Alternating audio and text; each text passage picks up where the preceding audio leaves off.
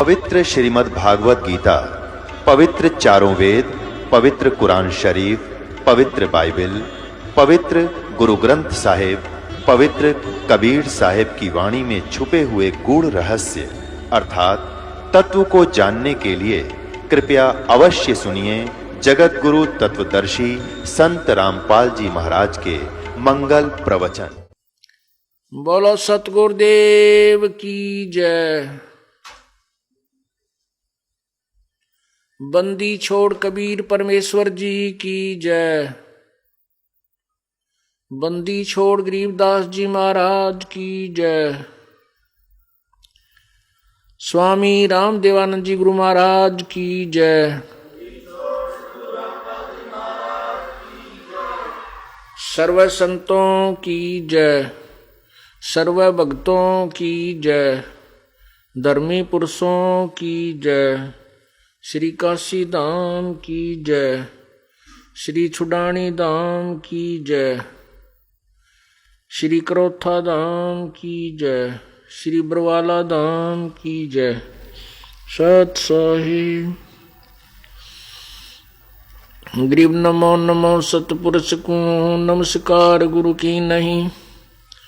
सुर नर मुनि जन साधुआ संतों सर्वस दी नहीं। सतगुरु साहिब संत सब डंडो तुम प्रणाम। आगे पीछे मध्य हुए तिनको जा कुर्बान। नराकार निर्विषम काल जाल भयबंधनम। निर्लेपम निज निर्गुणम अकल अनुबेशुंधनम। सोहम सुरत समापतम सकल समाना निर्तल। उज्ज्वल हिरंबर हरदमम बेपरवाह था है वार पार नहीं मज्जतम। गरीब जो सुमरे सिद्ध होई गणनायक गलताना। करो अनुग्रह सोई पारस पद परवाना। आज गणेश मनाऊं गणनायक देवन देवा। चरण कमल लो लाऊं आदंत करूं सेवा। परम शक्ति संगीतम रिधि सिद्धि दाता सोई। अवगत गुण अतीतम सत्य पुरुष निर्मोही। जगदम्बा जगदीशम मंगल रूप मुरारी। तन मन अर्पों शीसम भक्ति मुक्ति भंडारी। सुर नर मुनि जन ध्यावे ब्रह्मा विष्णु महेशा। शेष शेष मुख गावे पूजे आदि गणेशा। इंद्र कुबेर सरीखा वरुण धर्म राय ध्यावे। समर्थ जीवन जी का मन इच्छा फल पावे। 33 कोट अधारा जावे से 88। उतरे बहुजल पारा कट है यम की फांसी। 33 कोटि अधारा जावे से 88। उतरे बहुजल पारा कट है यम की फांसी। सत साहिब। कर जोरूं विनती करूं धरूं चरण पर शीश। गुरु राम देवानंद जी महाराज ने दियो नाम बख्शीश। कोटि कोटि सिजदा करूं कोटि कोटि प्रणाम। चरण कमल में राखियो मैं बांदी जाम गुलाम। कुत्ता तेरे दरबार का मोतिया मेरा नाम। गले प्रेम की जेवड़ी जाखें तो वहाँ जाऊं मैं। तो करो तो बावड़ू दूर दूर करो तो जाऊं। जो राखो तो ही रहूं जो देव सो खाऊं। गुरु बड़े गोबिंद से मन में देख विचारो। हरि सुमरे सोवार है, गुरु सुमरे हुए पार। गुरु गोविंद दोनों खड़े, काके लागू पाए। बलिहारी गुरु अपना जिन, गोविंद दियो मिलाए। जय इब कै सतगुरु मिले, सब दुख आँखों रोए। चरणों ऊपर शीस धरूं, कहूँ जो कहनी हो। कबीर गुरु जी मिलेंगे, पूछेंगे कुशलात। आद्य अंत की सब कहूँ, अपने दिल की बात। गुरु जी तुम ना भूलियो, चाहे लाख लोग मिल जाएं। हमसे तुमको बहुत हैं, तुमसे हमको नहीं। तुमरे विसारे क्या बने, किसकी शरण में जाऊं। शिव बिरंच मुनि नारद, इनके हृदय न समाऊं। अवगुण किए तो बहुत किए, करत न मानी हारे। बामे बंदा बख्श दियो, बामे गर्दन उतारे। अवगुण मेरे बाप जी, बख्शो गरीब नवाज। जो मैं पूत कपूत हूँ, बोहर पिता को लाज। मैं अपराधी जन्म का, नक्शक भरे विकार। तुम दाता दुख भंजना, मेरी करो संभार।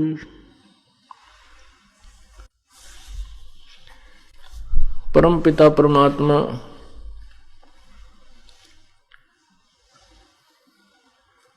सारी सृष्टि के रचनहार, कुल मालिक कबीर देव, कबीर प्रभु, कबीर अल्लाह, कबीर साहिब की असीम कृपा से आज ये 5 दिवसीय सत्संग समागम, सत्संग समारोह आज प्रारंभ हुआ। ये 5 दिवसीय सत्संग समारोह है, किस उपलक्ष्य में है पहले ये बताते हैं।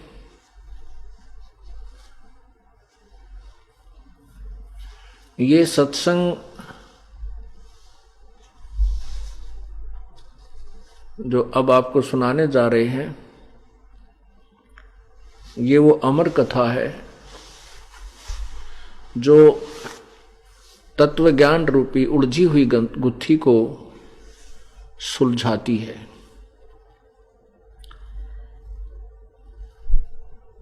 अभी तक हम परमात्मा को निराकार मानते थे।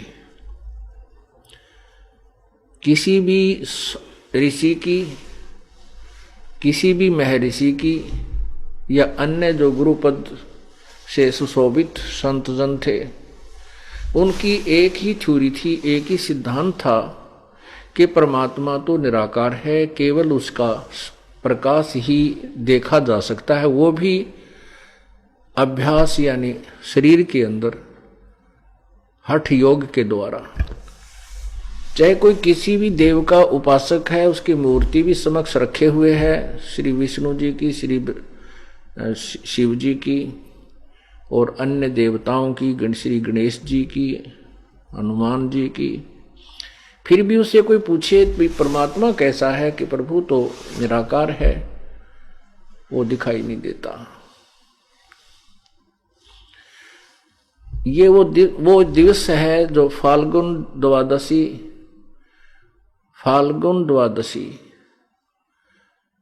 सन 1727 विक्रमी संवत सन 1784,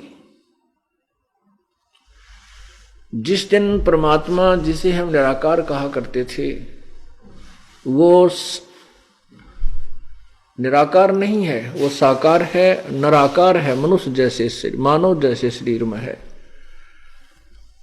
वो परमात्मा हरियाणा प्रदेश के वर्तमान जिला झज्जर गांव छुडानी के अंदर एक नला नामक क्षेत्र है, जिसमें उस नला नामक खेत में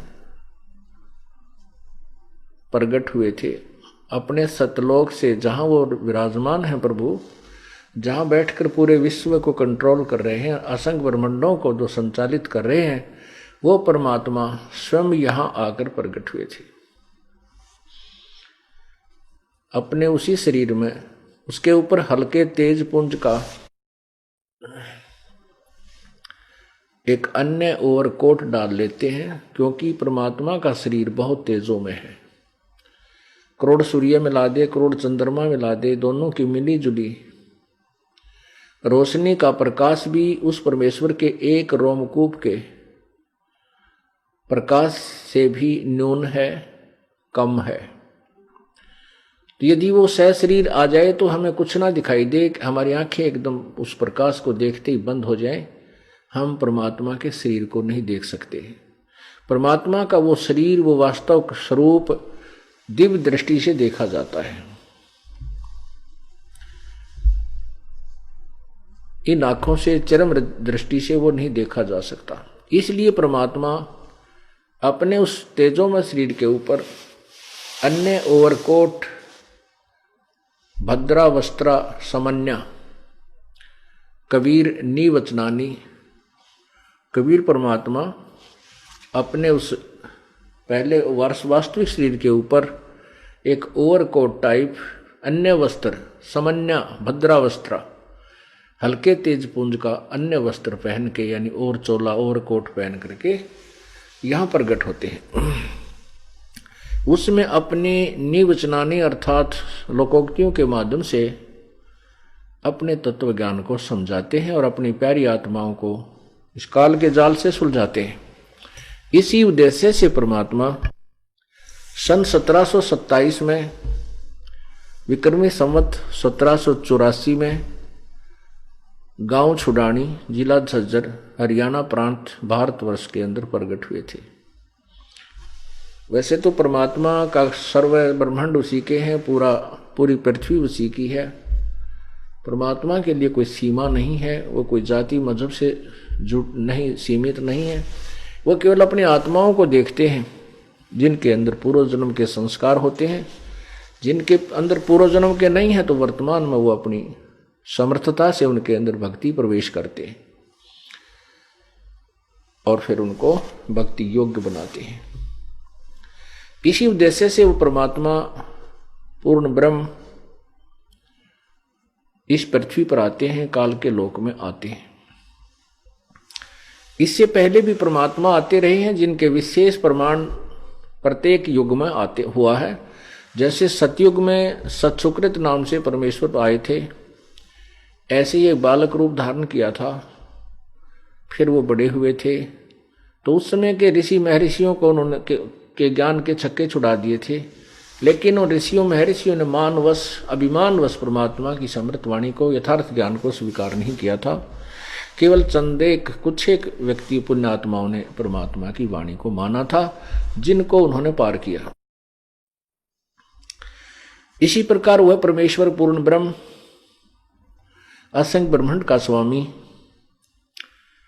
त्रेता युग में मुनिंदर ऋषि नाम से प्रसिद्ध हुए थे। ऐसे उन्होंने एक बालक रूप धारण किया था। एक निसंतान दंपति, एक ऋषि की पति और पत्नी, वो उसको उठा ले गए थे। परमात्मा ने फिर बड़ा होकर के धीरे धीरे अपनी लीला करते हुए जैसे वो बड़े होने की लीला की, तो 5 साल की आयु से ही, बल्कि और छोटी आयु से ही परमात्मा ने अपने ये अमृत वचन अमर वाणी तत्व ज्ञान प्रचार करना प्रारंभ कर दिया था। उस समय भी इन मान के भूखों ने, जो महिमा के भूखे लोग थे, उन्होंने परमात्मा के यथार्थ ज्ञान को ना स्वीकार किया, ना जनता तक जाने दिया। परमात्मा ऐसे ही द्वापर युग में एक नवजात शिशु रूप में प्रकट हुए थे और फिर धीरे धीरे बड़े हुए, तो अपनी लीला करते हुए, वैसे तो उनका छोटा बड़ा कुछ नहीं है, वो तो लीला करने के लिए एक मानव सदृश जीवन जीकर जाते हैं। उन्होंने एक ऐसा अपना नियम बना हुआ है। उस दौरान उन्होंने बहुत सी आत्माओं को समझाया, लेकिन कुछ एक आत्माएं ही सुलझ पाई। और उस समय भी ये अभिमानी लोगों ने, ऋषि महर्षि, नकली ऋषि महर्षियों ने परमात्मा की अमृतवाणी को स्वीकार नहीं किया और न ही उसे जनता तक जाने दिया। सत्य को, असत्य के ऊपर ही उन्होंने अपना पूरा टारगेट रखा। उस लोक वेद को ही जनता तक पहुंचाते रहे। उसी पर लोगों ने विश्वास किया, भक्तों ने, श्रद्धालुओं ने, कि ऋषि महर्षि विद्वान पुरुष हैं, ये संस्कृत भाषा को जानते हैं और वेदों के ज्ञाता होंगे। इस दृष्टिकोण से उनकी वाणी को हमने स्वीकार किया, परमात्मा के वचनों को हमने रिजेक्ट कर दिया, क्योंकि हम शिक्षित नहीं थे। इसी प्रकार परमात्मा इस कलयुग में भी सन 1398 संवत 1455 ज्येष्ठ पूर्णमासी को सोमवार के दिन एक लहर तारा तालाब के अंदर कमल के फूल पर प्रकट हुए थे। वहां से उनको एक निसंतान दंपत्ति, जुलाहा दंपत्ति उठा ले गए थे और परमात्मा धीरे धीरे बड़े हुए तो 5 वर्ष की आयु से ही अपने इस तत्व ज्ञान को प्रचार करना प्रारंभ कर दिया था। ऋषि महर्षियों के उन्होंने छक्के छुड़ा दिए थे, लेकिन इस अभिमान के भूखों ने स्वार्थवश अपनी रोजी रोटी के चक्कर में उन नकली ऋषि महर्षियों ने और इन झूठे गुरुओं ने परमेश्वर के उस तत्व ज्ञान को स्वीकार नहीं किया। परमात्मा प्रत्येक युग में आते हैं, अपना अमृत ज्ञान सिंपल लैंग्वेज में, लोकोक्तियों के माध्यम से, कविताओं के माध्यम से, श्लोक दोहों के माध्यम से प्रचार करते हैं और लिपिबद्ध भी कर जाते हैं। इसी प्रकार परमात्मा जो प्रकट हुए थे काशी में, बनारस में, कलयुग के अंदर, उस समय भी उन्होंने अपने समृद्ध ज्ञान का प्रचार किया था। 5 वर्ष की आयु से ही उन्होंने बड़े बड़े महर्षियों को हरा दिया था, ज्ञान के सामने फीके पड़ गए थे। एकाध पुण्यात्मा ने उनके तत्व ज्ञान को स्वीकार किया, जैसे रामानंद जी। बाकी अन्य ऋषि महर्षियों ने को बहुत कम नहीं स्वीकार किया।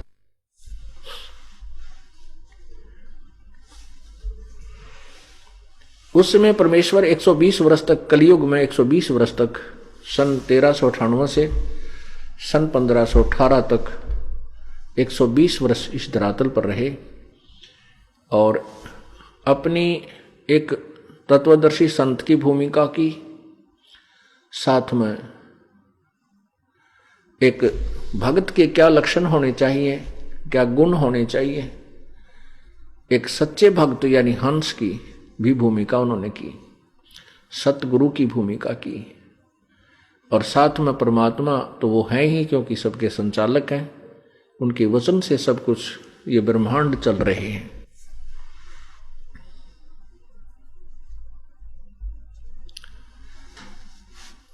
अपनी समर्थता का प्रमाण देकर के परमात्मा सशरीर सतलोक चले गए थे मगहर स्थान से। उत्तर प्रदेश में गोरखपुर जिला के साथ में, गोरखपुर से 25 किलोमीटर की दूरी पर एक मगहर नगर है, मगहर नगर, छोटा सा कस्बा टाइप है। वहां से परमात्मा सशरीर सतलोक गए थे और कई हजारों की संख्या में वहां दर्शक विद्यमान थे। उपस्थित थे और सहश्री परमात्मा आए थे, एक बालक का रूप धारण किया था। तो ये लीलाएं हैं उस परमेश्वर की। परमात्मा ऐसी ही लीलाएं किया करता है, तभी उसको भगवान कहते हैं, प्रभु कहते हैं, स्वामी कहते हैं, मालिक कहते हैं और परमेश्वर कहते हैं। लेकिन कुछ एक अज्ञानियों ने, अज्ञानी ऋषियों महर्षियों ने, गुरुओं ने ये थ्योरी सेट कर दी कि भगवान ये जो लीलाएं हैं झूठी हैं, ऐसे भगवान बगैर किसी माता के कोई गर्भ से कोई नहीं बाहर आ सकता, कोई जन्म नहीं, ऐसे स्वयं नहीं प्रकट हो सकता। तो बहुत सा समाज इस बात पर आधारित हो चुका है कि बिल्कुल ठीक है, क्योंकि श्री राम माता से उत्पन्न हुए, श्री कृष्ण माँ से उत्पन्न हुए, जितने भी हम जिनको भगवान की संज्ञा में गिनते हैं सभी माँ से उत्पन्न हुए। इसलिए हमने ये भी सत्य मान लिया कि माँ के बिना उत्पन्न कोई नहीं हो सकता। लेकिन भगवान कैसे किसे कहेंगे? परमात्मा उसी को कहा जाता है जो एक जनसाधारण की क्रियाओं से अलग क्रियाएं करे, उसकी स्थिति भी कुछ अलग ही हो। और हमारे जैसा घसियारा हो तो फिर भगवान कैसे कहेंगे उनको? वो परमात्मा 120 वर्ष बनारस में रहे कलयुग में, उसके बाद सहश्री सतलोक चले गए थे। सन 1518 में सहश्री चले गए थे और सन 1727 में 209 वर्ष के बाद यहाँ छुडानी गांव के अंदर सन 1727 में, संवत 1784 में सहश्री यहाँ प्रकट हुए थे। फाल्गुन की द्वादशी, फाल्गुन उतरते की फाल्गुन सुदी द्वादशी को परमात्मा सहश्री आए थे। उस समय अपनी प्यारी आत्मा 10 वर्षीय बालक गरीबदास जी महाराज को उन्होंने बोध कराया था, तत्व ज्ञान दिया था, उपदेश दिया था, नाम दिया था। और फिर यहां से सतलोक लेकर गए थे। उनकी आत्मा, उनके अंदर एक सूक्ष्म शरीर है स्थूल शरीर के ऊपर, और सूक्ष्म शरीर के अंदर प्राणी जब तक ये दूसरे शरीर में प्रवेश नहीं होता किसी अन्य प्राणी के में, तब तक इसकी स्थिति इस मनुष्य जैसी ही रहती है। मानव सदृश शरीर होता है, लेकिन ये आकार में ये सूक्ष्म शरीर होता है, इसका आकार घट बढ़ता रहता है स्थान अनुसार। ये चाहे छोटा भी कर सकता है, बड़ा भी हो सकता है उसमें। तो उस सूक्ष्म शरीर को लेकर के परमात्मा उस आत्मा को सतलोक लेकर गए। सूक्ष्म शरीर में आत्मा 21 ब्रह्मांड तक, 7 संग ब्रह्मांड तक सूक्ष्म शरीर में रहती है। उसके बाद भौर गुफा में जाकर के सूक्ष्म शरीर समाप्त हो जाता है, छोड़ दिया जाता है, और उसे आगे केवल हंस रूप, वहां जो आत्मा का स्वरूप है, हंस रूप है, वो भी मनुष्य जैसा ही है, नराकार है, लेकिन उसका प्रकाश में बहुत तेजों में शरीर है, जिसके उस तेजों में शरीर के ऊपर ये 4-5 आवरण काल ने डाल रखे हैं। स्थूल शरीर, सूक्ष्म शरीर, कारण, महाकारण, कैवल्य, ये 5 कवर डाल के उस तेज को इसने छुपा रखा है, बाहर नहीं दिखता। वहां जाकर के केवल एक शरीर, तेजों में शरीर रह जाता है, और मनुष्य जैसा ही शरीर है वहां आत्माओं का। परमात्मा भी हमारे ही उनिहार है, हमारे ही स्वरूप है। तो वहां उस आत्मा को सतलोक लेकर गए थे, वहां से पूरी स्थिति समझाई थी। अब मैं आपको गरीबदास साहिब जी को कैसे परमात्मा मिले बहुत अच्छी तरह डिटेल से बताऊंगा। उसके बाद आंखों देखा हाल गरीबदास साहिब ने अपने अमृतवाणी में वर्णन किया, लिपिबद्ध करवाया, जो आज आपके समक्ष प्रचार किया जाता है, उसके माध्यम से आपको समझाया जाता है। संत गरीबदास जी, इनका मूल गांव जो है करौथा था, जहां अपना आश्रम है जो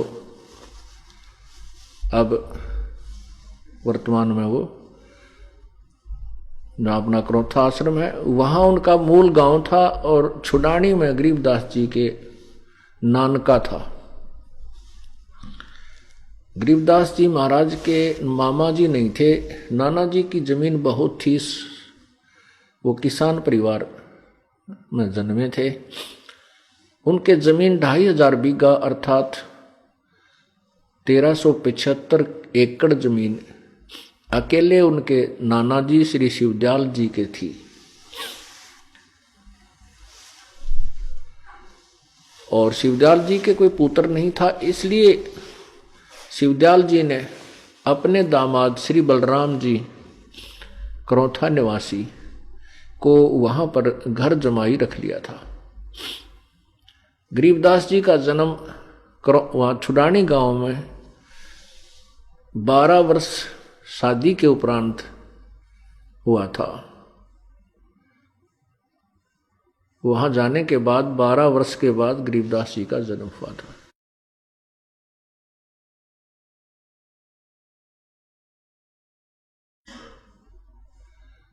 जब गरीबदास जी 10 वर्ष के हुए,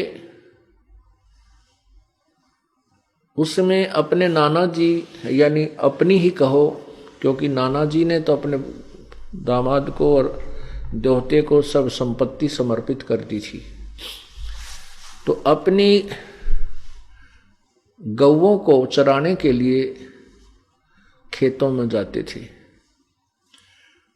1375 एकड़ जमीन थी और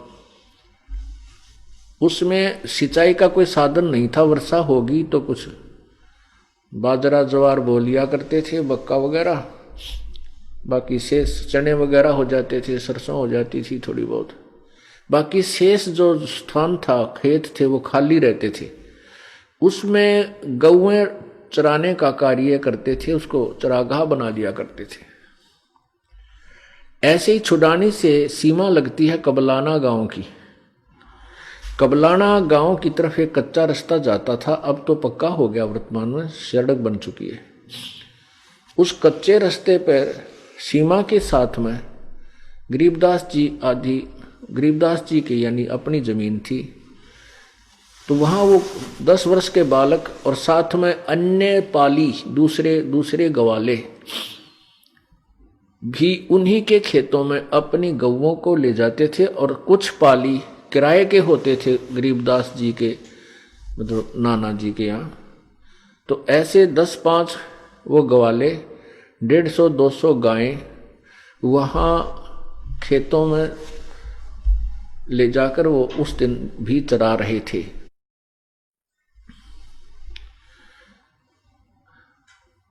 यही फाल्गुन द्वादशी का दिन, जो कि अब 8 मार्च को रविवार को आ रहा है, उस दिन गरीबदास जी वहाँ और साथ अन्य जो पाली थे बड़े बड़े उम्र के, वो भी सभी वहाँ अपने गौओं को चरा रहे थे।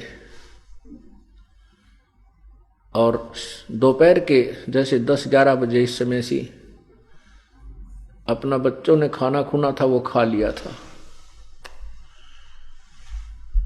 उसी समय परमेश्वर पूर्ण ब्रह्म सत्य पुरुष अविनाशी प्रभु, जो गीता जी अध्याय नंबर 15 के श्लोक नंबर 16 और 17 में 3 परमात्माओं का वर्णन किया है, प्रभुओं का, क्षर पुरुष अक्षर पुरुष। लेकिन उनसे भी अन्य उत्तम पुरुष तो इन दोनों से भी अन्य है, वो तीसरा है। वही तीनों लोकों में प्रवेश करके सबका धारण पोषण करता है, वो अविनाशी ईश्वर है। वो वास्तव में अविनाशी है। तो वो अविनाशी परमात्मा वहां आकर के प्रकट हुए एक जिंदा महात्मा के स्वरूप में। जिंदा महात्मा होते हैं जो काला सा वस्त्र पहनते हैं, थोड़ी सी दाढ़ी रखते हैं, सिर के ऊपर एक टोपा बनाते, टोपा लंबे से ऊपर ऐसे ऊंचे चोटे वाला, उस टोपे को पहनते हैं। और केवल एक अंडरवियर यानी कच्छा घुटनों तक का होता है, और ओवरकोट जो होता है वो और नीचे पैरों की पिंडलियों तक ऐसा एक ही कपड़े का बना हुआ पहनते। ऐसी वेशभूषा वाले को मुसलमान समुदाय के लोग जिंदा महात्मा कहते हैं। परमात्मा उसी जिंदा महात्मा के नाम के स्वरूप में प्रकट होते हैं, हुए वहां भी उसी में प्रकट हुए। तो साधु जैसा संत जैसा वेशभूषा प्रभु की थी। परमात्मा ने उनको आके नमस्कार किया, राम राम बोला। सभी जो बड़े पाली थे, कुछ वो बैठे थे, गरीबदास जी वहां विराजमान थे, 10 वर्षीय बालक। एक जांडी का पेड़ था, जांडी जिसे जाटी कहते हैं, उस जाटी के पेड़ के नीचे सब विराजमान थे। बड़ा पेड़ था, छायादार था।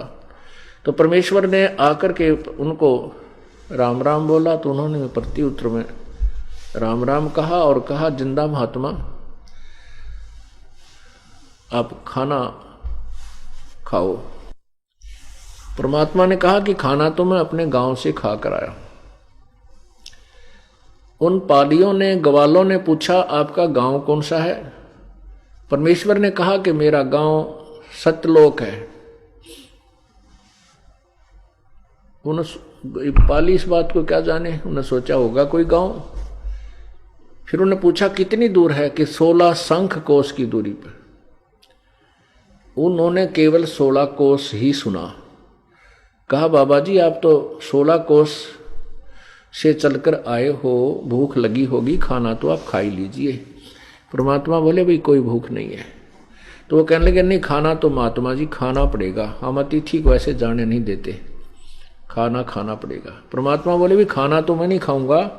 तो कहने लगे दूध पी ले, फिर आप भी निकाल देते हैं, हमारी गायें बहुत अच्छी है और जब चाहे हम इनका दूध निकाल लेते हैं, कुछ ऐसी गायें हैं हमारी। परमात्मा बोले भाई ठीक है, दूध पिलाओगे ना, दूध पी लेता हूं, लेकिन कंवारी गाय का दूध पीऊंगा मैं, कंवारी का। जो वो बड़े बड़े पाली थे वो कहने लगे बाबा जी मजाक ना करे, तेरा दूध पीने का नीयत को नहीं। परमात्मा बोले भाई नीयत की क्या बात है, आप कहते हो कि हम तो खिला पिला कर ही अतिथि को आगे जाने देते हैं, मैं दूध पीऊंगा लेकिन बगैर ब्याई यानी कंवारी का पीऊंगा, जो अभी तक नए दूध भी ना हुई हो कभी भी। पाली बोले मजाक करो बाबा जी आप। गरीबदास जी में प्रेरणा की प्रभु ने, क्योंकि अपनी लीला जो करने आए थे वह करनी थी। गरीबदास जी 10 वर्षीय बालक खड़े हुए और कहने लगे महाराज जी ये है गाय में, उनकी एक बहुत ही प्रिय बच्चिया थी, अभी दूध छोड़ा था उसने 1-2 महीना से, 2-3 महीने से, लेकिन अभी तक वो बिना धनाई थी, अधन्या धेनु थी।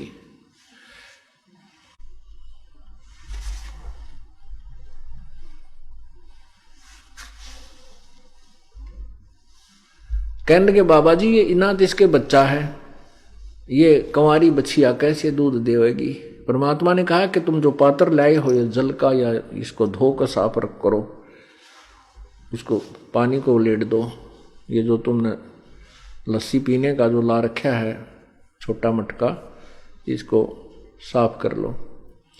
साफ कर, कहने लगे जी साफ कर रखा हमने, रोटी खा ली, कि इसको गाय के नीचे, इस बछिया के सतन, इसकी ओड़ी के नीचे रख दे, लोटी का नीचे कर लो, ऐसे जैसे धार निकाला करें, जैसे दूध निकालते समय बाल्टी नीचे रखा करें, ऐसे कहने पकड़ ले इसने। अब गरीबदास जी बालक थे, जैसे संत जी कहते गए देखो जी ले पकड़ लिया, दूध तो ना आया इसमें, देखियो कहाँ है दूध। परमात्मा बोले अभी आता है। परमात्मा ने उस बछिया के, कबीर परमेश्वर ने बछिया की कमर पे एक थपकी लगाई। थपकी लगाते ही थन लंबे लंबे हो गए वो सतन गौ माता के, और अपने आप दूध उनसे निकलना शुरू हो गया। और वो पात्र भरते ही बंद हो गया। दूध तो बंद हो गया, लेकिन वो थन, वो सतन जो के त्यों लंबे लंबे रह गए, जैसे ब्याई हुई बच्चा दिया हुआ गौ के होते हैं। ताकि ये प्रमाण रहे, आने वाले लोग झूठ ना समझें। जो आप दर्शक बनकर आएंगे, ये देखने आएंगे कौन सी गाय थी। तो गरीबदास जी उस पात्र को लेकर के जहां कबीर जी परमेश्वर जी विराजमान हो गए थे, जाकर फिर अपने उसी आसन पर जहां पर वो बैठे वार्ता कर रहे थे, उनको जाकर कहा कि ले बाबा जी पी लो दूध, ये तो आपका ही चमत्कार है। परमेश्वर ने आधा दूध पिया, कुछ दूध पिया और शेष उनको कहा ले भाई बच्चों तुम भी पी लो, ये प्रसाद है भगवान का। जो सियाने बड़ी उम्र के थे वो कहने लगे कि ये तो पाप का दूध है, बिना ब्याई बछिया का दूध हम नहीं पीवे, और इसका ना बेरा कौन सी जाति का है, और जूठा कर दिया इसने, उठ कर चल पड़े। कहते हैं सकल पदार्थ है जग माही और कर्महीन नर पावत नाही। वो कर्महीन थे जिनके भाग्य में परमेश्वर का वो प्रसाद नहीं था, और वो पुण्यकर्मी प्राणी थे संत गरीबदास जी बालक। उन्होंने कहा ला बाबा जी मुझे दो, मैं पीऊंगा।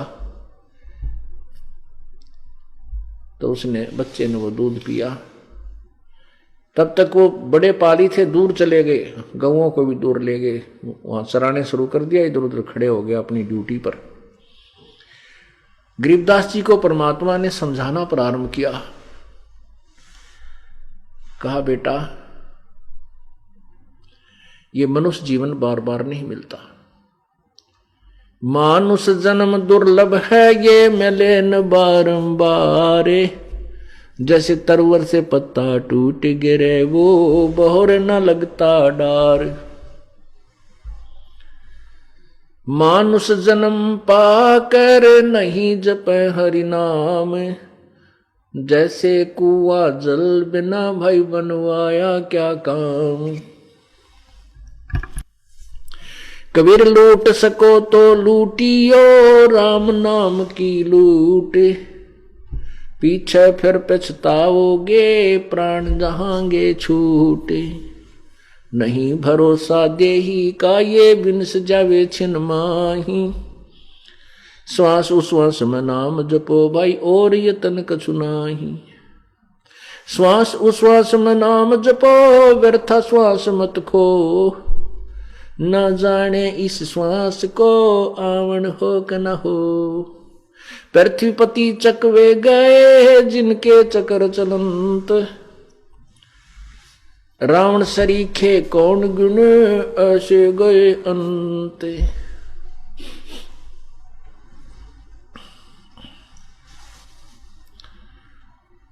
इस प्रकार उन्होंने परमात्मा ने अपने पाने की और विधि आवश्यकता बताई, और मनुष्य जीवन किस लिए तुम्हें मिला है बहुत ही अच्छे ढंग से उस पुण्य आत्मा गरीबदास जी को समझाया। उस प्यारी आत्मा में ऐसी प्रेरणा हुई, ऐसा वैराग जागया, चरण पकड़ दिए प्रभु आपने जो ज्ञान बताया मैंने जिंदगी में अभी तक नहीं सुना। क्योंकि सभी लोग धार्मिक अवश्य थे और घर वाले भी वैसे भी जैसी पूजाओं का उनको पता था करते थे, और रामकृष्ण से ऊपर कोई प्रभु को वो नहीं मानते थे। ऐसे ही हम अपने परंपरागत ज्ञान को सुन करके वहीं पर उसी पर आधारित रहते थे। तो गरीबदास जी ने उसी आधार से काफी प्रश्नोत्तरी की। गरीबदास कबीर साहब ने उस प्यारी आत्मा को बहुत अच्छी तरह अपना ज्ञान समझाया, बताया कि ब्रह्मा तुम किसकी पूजा करते हो। गरीबदास जी से पूछा। गरीबदास जी ने कहा प्रभु हम भगवान शिव की पूजा करते हैं, भगवान श्री कृष्ण राम की पूजा करते हैं। परमात्मा ने कहा ये राम और कृष्ण ये पूर्ण परमात्मा नहीं है, ये इनसे ऊपर एक इनका पिता है जो ब्रह्म है, जिसको काल कहते हैं। वो 21 ब्रह्मांड का स्वामी है, और काल से ब्रह्म से ऊपर पर ब्रह्म है, वो 7 संख ब्रह्मांड का स्वामी है। इन सबके ऊपर पूर्ण परमात्मा कोई और है भाई, और मैं उसी का संदेशा लेकर आया हूं, क्योंकि अपनी महिमा प्रभु आप ही बताते हैं। उस बालक ने कहा कि प्रभु आज तक तो न किसी ने बताया है और न ही मुझे आपकी बातों पर विश्वास हो पा रहा है। परमात्मा बोले चल तुझे विश्वास कराता हूं, तो उपदेश ले पहले। परमात्मा ने उसको प्रथम मंत्र दिया और कहा इसका जाप कर। लेकिन वो अपनी समर्थता से उस प्यारी आत्मा को सूक्ष्म शरीर के माध्यम से सूक्ष्म शरीर युक्त लेकर के ऊपर गए। फिर वहां अपनी आत्मा को सूक्ष्म शरीर बहर गुफा में छोड़ दिया जाता है। सूक्ष्म शरीर जो लास्ट शरीर होता है वो कैवल्य शरीर है। सूक्ष्म शरीर तो मानसरोवर पर स्नान करने के उपरांत वहां समाप्त कर दिया जाता है। पहले मैं गलती से गलत बताया गया कि सूक्ष्म शरीर वहां नहीं जाता। कैवल्य भी कारण भी यहीं रह जाता है। कैवल्य शरीर बहर गुफा तक जाता है। उसके बाद आत्मा का अपना वास्तविक शरीर प्रारंभ हो जाता है। तो उस वास्तविक शरीर को लेकर के परमात्मा ऊपर गए सतलोक में। वहां क्या देखा उसने? वहां क्या देखा कि उनके साथ जो जिंदा महात्मा के रूप में संत गए थे ऊपर, उनसे अन्य एक परमात्मा, एक बहुत बड़ी तेजों में शरीर युक्त नर आकार आकृति, एक ऊंचे सिंहासन पर एक गुम्बज के अंदर विराजमान है। और नीचे से जो जिंदा महात्मा गया था वो जाकर के उस तेजोमय शरीर के ऊपर एक चंवर करने लगा। एक चंवर होता है बहुत कोमल बालों युक्त, उसका ऐसे धूम की तरह होता है। वो आदर के साथ एक शुभ आत्माओं पर किया जाता है। तो गरीबदास बालक के मन में अब अपनी अंदर की जो सोच थी, वो सोच रहे थे कि परमात्मा ये है ऊपर जो सिंहासन पर विराजमान है, और ये जिंदा महात्मा तो इनका कोई नौकर है जो इनके ऊपर चवर कर रहा है। इतना विचार कर ही रहे थे। इतने में क्या हुआ कि जो भगवान तेजों में शरीर युक्त थे, नूर का शरीर उनका बहुत तेजों में था, वो खड़े हुए उसी सिंहासन से नीचे उतर गए और जिंदा महात्मा से वो चंवर ग्रहण किया और कहा प्रभु विराजमान हो जाओ अपने सिंहासन पर। वो जिंदा महात्मा जो नीचे से गए थे, वो कबीर परमेश्वर, वही उस सिंहासन पर परमात्मा वाले आसन पर विराजमान हो गए। और वो तेजोमय शरीर युक्त प्रभु उस जिंदा वाले महात्मा के शरीर के ऊपर सिंहासन पर बैठे हुए पर चंवर करने लगे। अब गरीबदास बालक सोच रहे थे कि ये क्या भाई, भगवान इस नौकर पर चंवर कर रहा है। इतने में वो तेजोमय शरीर उस जिंदा वाले महात्मा के शरीर में प्रवेश कर गया। अलग अस्तित्व नहीं रहा। जिंदा महात्मा उसी सिंहासन पर विराजमान है और दो चंवर वो तेजों में शरीर युक्त महात्मा भगवान कर रहे थे, वो चंवर अपने आप ऐसे प्रभु की शक्ति से घूमने लगा।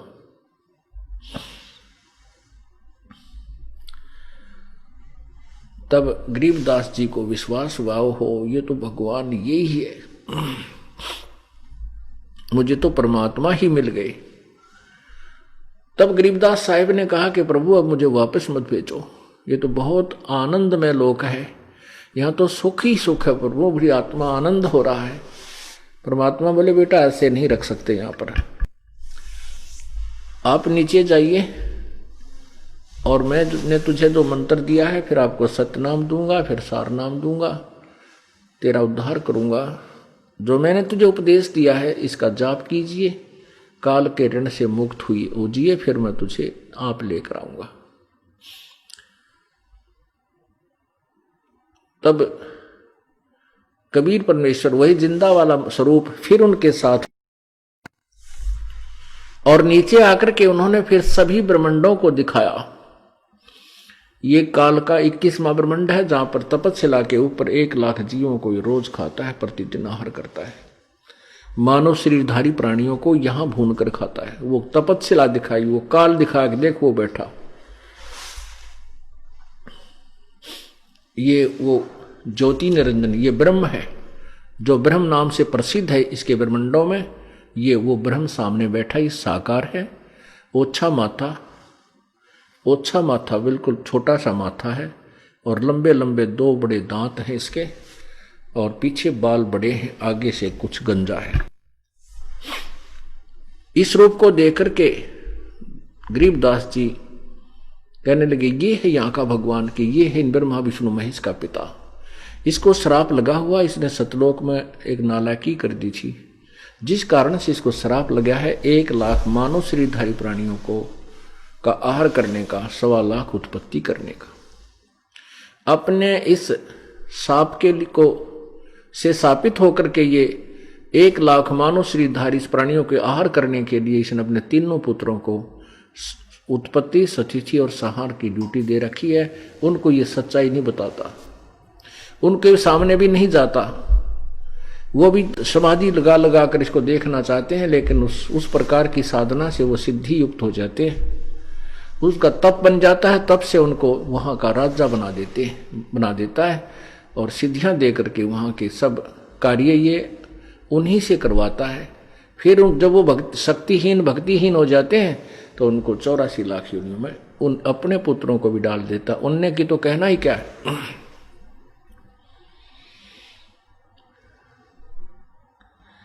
फिर परमात्मा धर्मराज के दरबार में गए गरीबदास जी को लेकर के। वहां जब धर्मराज यहाँ का जो न्यायाधीश है उसके दरबार में पहुंचे तो धर्मराज ने जो चीफ जस्टिस ऑफ काल, इस काल का जो चीफ जस्टिस है ब्रह्मा विष्णु से महेश के सामने भी वो कुर्सी त्याग कर खड़ा नहीं हो सकता होता। कबीर परमात्मा के जाते ही उसने अपना चेयर त्याग दी और प्रणाम किया कि प्रभु विराजमान हो। और जैसे बड़ा अधिकारी छोटे अधिकारी के ऑफिस में जाता है, अधिकारी उसको प्रणाम करता है, जी सर करता है, और उसने जो आदेश देना होता है वो बड़े रौब से देता है, ऐसा करना है, आपने ऐसा जाना है, वहाँ ऐसा करना है। और ऐसे इसी दृष्टिकोण से परमात्मा ने वहाँ पर कबीर परमेश्वर ने उस धर्मराज को अपना आदेश सुनाया। तब गरीबदास जी को पक्का जचगी, पक्का यकीन हो गया कि सचमुच तो भगवान पड़ा है। यहाँ का न्यायाधीश भी इसके सामने थर थर कांप रहा है।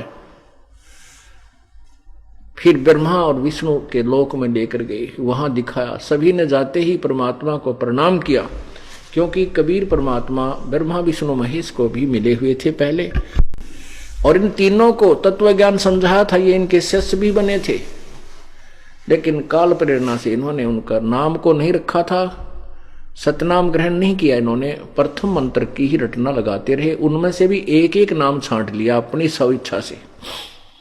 जैसे ब्रह्मा ने ओम नाम रख लिया, सावित्री ब्रह्मा दोनों इसी का नाम यही जाप करते हैं, और हरियम जाप विष्णु ने ले लिया, और सोहम जाप शंकर और पार्वती ने, विष्णु और लक्ष्मी ने हरियम जाप। ऐसे इन सबको समझाना चाहता, परंतु ये लोग न समझ सके। फिर भी ये परमात्मा है, श्रेष्ठ आत्मा है, अच्छी आत्मा है ब्रह्मा विष्णु महेश। जब भी वहां परमात्मा जाते हैं संत रूप में तो उनका आदर अब भी करते हैं।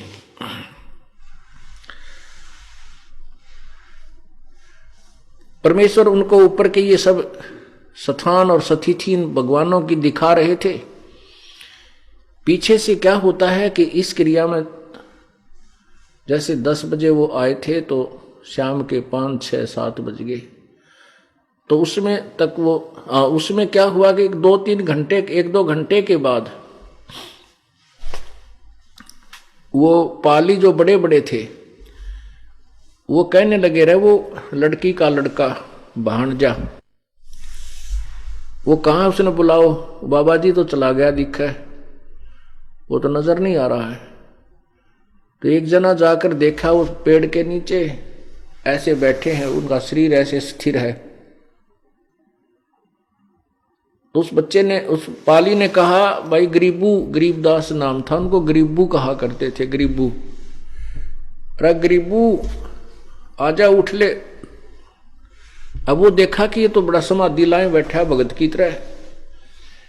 कई आवाज लगाई, रे गरीबू आजा भाई, तेरा समय हो गया, अपनी गायों को घेर। अब वो कहाँ, गरीबू तो ऊपर जा चुके थे, वहां तो केवल ऊपर का कवर रखा था।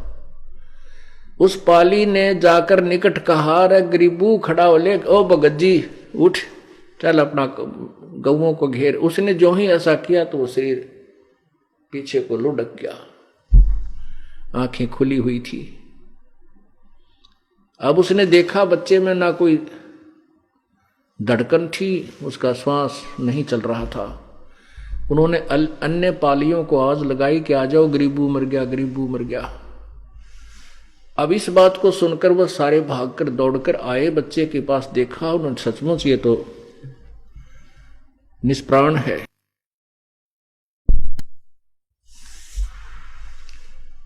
अब वो बहुत दुखी हुए, उनके मन में बहुत कुछ बातें आई कि हमारी बहन का एक ही पुत्र हुआ था, ये भी 12 वर्ष के बाद,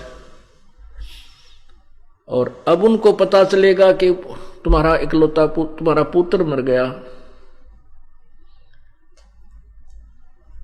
तो वो टक्कर मार कर मर जाओगे।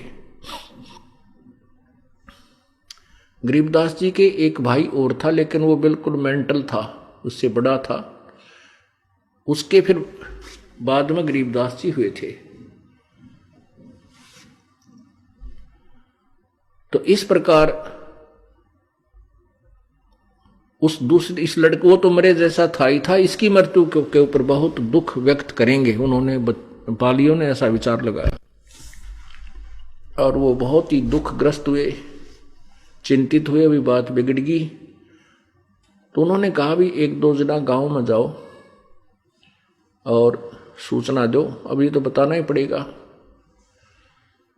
तो गांव में 2 पाली भाग कर गए। वहां से 1.5 किलोमीटर की दूरी पर गांव स्थित है। वहां उस स्थान पर अब यादगार भी बनाई हुई है कि यहाँ कबीर परमात्मा आए थे, गरीबदास जी को दर्शन दिया था, उस पर पूरा विवरण लिखा हुआ है। गांव में दौड़कर गए, उन्होंने जाकर जो ही बताया, छोटा सा गांव था, 30-40 घर थे।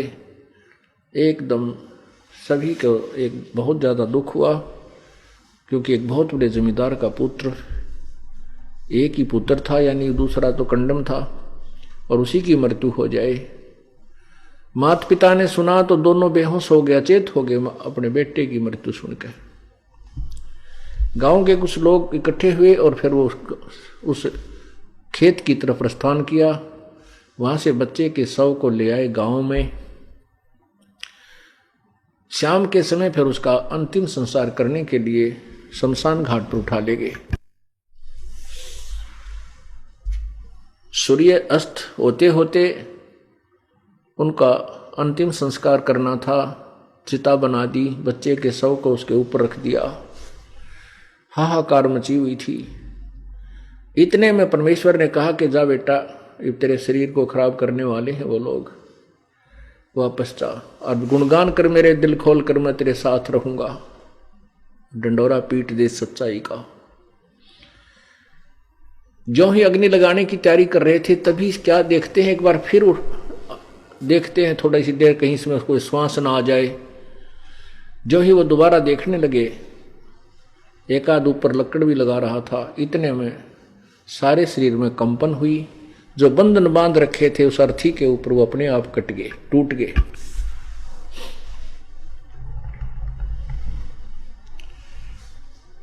और गरीबदास जी के शरीर में जब हरकत देखी तो एकदम खुशी की लहर होगी, और उनको नीचे उतार लिया बच्चे को। गरीबदास जी खड़े हो गए, इधर उधर देखते हैं कि मैं तो कहाँ गया था, यहां कैसे आ गया। यदि वही शरीर होता और बैठे बैठे वापस आ जाते तो गरीबदास जी भी ये सोचते, मैंने सौपन देखा है।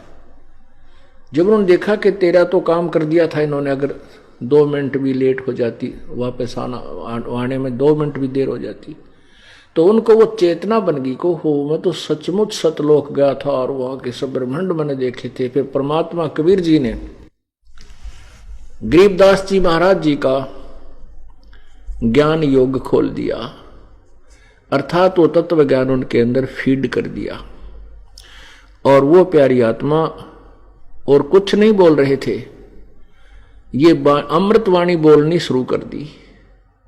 पर पटन वह परलोक है जहाँ अदली सतगुर सार, भक्ति हेत से उतरे पाया हम दीदार। अलल पंख अनुराग है सुन मंडल रह थीर, दास गरीब उधारिया मोह सतगुरु मिले कबीर। फिर उनको ये ज्ञान हुआ और ये अमृतवाणी बोला करते थे, मन तू सुख से चल रे सुख के सागर, जहाँ शब्द से तू सिंदूरत नागर। सबको ऐसे सुनाते थे। कोटि जन्म तन भर मत हो गे, कुछ ना हाथ लग्या रे, कुकर शुकर खरबया बोरे, कौआ हंस बुगारे। कोटि जन्म तू राजा की, ना मिटी न मन की आशा, भिक्षुक होकर दर दर घूम्या, मिला न निर्गुण रासा। इंद्र कुबेर ईश की पदवी, ब्रह्मा वरुण द्रुम राया, विश्वनाथ के पुर को जाके फिर भी उल्टा आया। असंग जन्म तन मरता होगे, जीवित क्यों ना मरे रे, द्वादश मद मैल मठ बोरे, बहुर ना दे धरे रे। दोजक भस्त सभी तैं देखे, राजपाट के रसिया, तीन लोग से तरपत नाही, ये मन भोगी खसिया। सतगुरु मिले तो इच्छा मेटे, पद मिल पदे समाना, चल हंसा उस लोक पठाऊं, जो आदि अमर अस्थान। चार मुक्ति जा चप्पी करती, माया होरी दासी, दास गरीब अभय पद पर से मिले राम अविनाशी। अब वो इस तरह की वाणियां बोलने लगे। गांव वाले भोले भाले थे, उन्होंने सोचा कि भाई, उन पालियों ने आकर बताया था कि एक बाबा जी आया था और उसने कुंवारी बछिया का दूध निकाला, अपनी थबकी मार दी।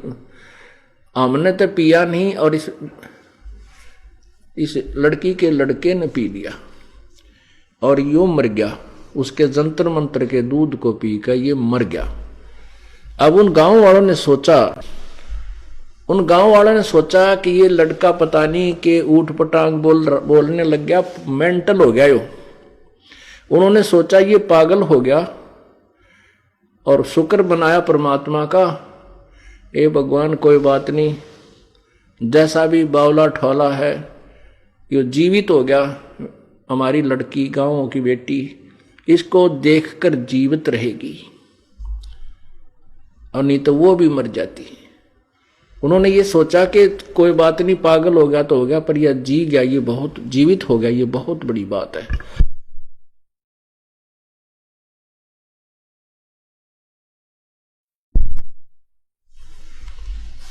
और बेटी रानी जो है, रानी नाम था उनका, ये जीवित रहेगी अपने बेटे को देख करके। अब उन भोली आत्माओं को पता नहीं था और उस बच्चे को बावड़िया कहने लग गए, मेंटल, पागल। वो बोले अमृतवाणी सतलोक की, जिसमें 4 वेद, 18 पुराण, 11 उपनिषद, महाभारत, रामायण सबका का समावेश और वेदों से भी ऊपर का ज्ञान। और वो अनजान लोग कहेंगे तो मेंटल हो गया, पागल है, तो उसका नाम बावड़िया, गरीबू बावड़िया, ऐसे बावड़िया कहने लगे उन्हें, पागल बौड़ा कहने लगे, बौड़ा।